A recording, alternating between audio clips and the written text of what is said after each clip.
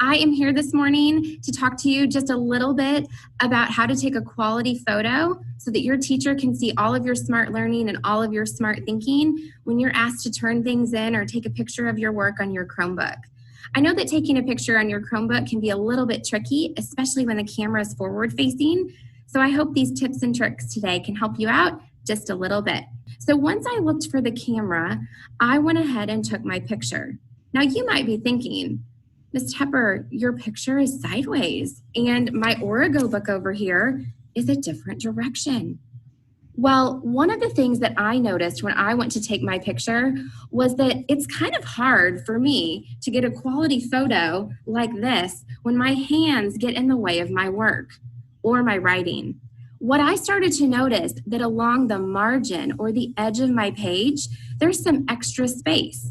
And when you're writing, there's some extra white space on your pages as well.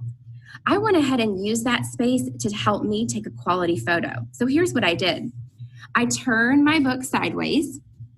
I put my fingers in that white space and I held my book all the way up to where I could see all of my thinking, all of my numbers, or all of my writing on the screen. I made sure that everything that I wanted to share with my teacher, my learning, was visible. So then what I'm going to do next is I'm going to have to use my finger to go down to the take picture button. Now this got a little bit tricky, and that's why you can see my little eyeball in the corner of my picture. As I get better, I might not need to peek around the page as much, but I'm still learning how to take a quality picture just like many of you are. Once I've taken my photo, I'm going to think to myself, can my teacher see all of my numbers? Can my teacher read all of the words on my page? If I can answer those questions with yes, then I'm good to go on to the next step.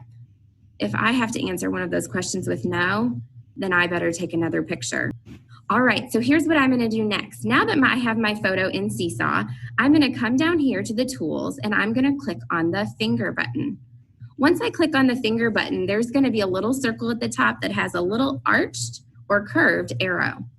I'm going to click on that arrow and it rotates my picture. This allows my teacher to not have to turn their head like this to see my work.